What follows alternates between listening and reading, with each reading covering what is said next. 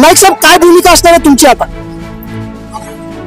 बांगलादेशामध्ये जो हिंदूंवर अत्याचार होतो त्याचा निषेध करण्यासाठी आणि तिथल्या सरकारला चेतवणे ताबडतोब अशा प्रकारे थांबवा। मोदीजीने जर विचार केला तर एका मिनिटात बांगलादेशला सबक शिकू शकतो। मोदीजी योग्य विचार करतील। मोदीजीने काय करायचं सांगण्यावर मी काय मोठा कार्यकर्ता नाही आहे।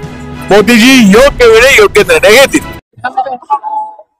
टॉप 10 महाराष्ट्र न्यूज चॅनल मधून मी दीपक कोटेकर यावेळी उपस्थित आहे नालासोपारा स्थानकाजवळ। बांगलादेशात हिंदूंवरती जो अन्याय अत्याचार होतोय त्या विरोधात आता भारतीय जनता पार्टीने तमाम हिंदूवादी या ठिकाणी आंदोलन पुकारलेलं आहे। यावेळी माझ्यासोबत आमदार राजन नाईक साहेब आहेत। नाईक साहेब, काय भूमिका असणार आहे तुमची आता? बांगलादेशामध्ये जो हिंदूंवर अत्याचार होतो त्याचा निषेध करण्यासाठी आणि तिथल्या सरकारला चेतवणे ताबडतोब अशा प्रकारे थांबवा।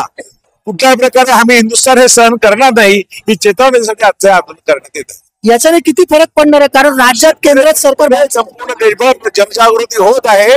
निश्चितपणे त्यांच्यावर दबाव येईल आणि दिवसेंदिवस त्यांच्या जो हिंदूची संख्या तिथली कमी होत आहे त्याच्यात निश्चितपणे फरक पडेल। त्यांच्यावर अत्याचार निश्चितपणे बंद झाला पाहिजे अशी आमची मागणी। मला वाटत नाही उडीसा हा बांगलादेश एकेकाळी याच बांगलादेशाला देशाने आपल्या भारत देशाने पोचलं होतं आणि आज तोच बांगलादेश हिंदूंवरती कुठेतरी अन्याय अत्याचार करतोय। मोदीजीने जर विचार केला तर एका मिनिटात बांगलादेशला सबक शिकू शकतो। मोदीजी योग्य विचार करतील। मोदीजीने काय करायचं सांगण्यावर मी काय मोठा कार्यकर्ता नाही आहे।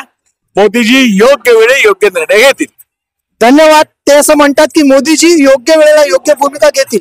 आपण जर पाहिलं तर नालासोपारा स्थानकाजवळ तमाम हिंदूचा जमावडा आपल्याला दिसतोय।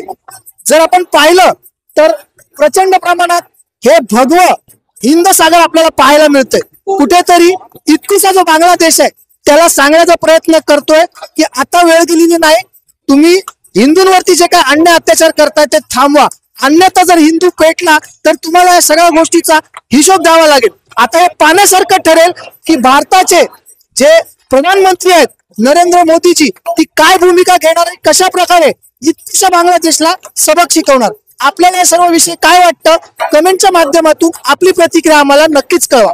Top 10 Maharashtra news, Vasai Virar.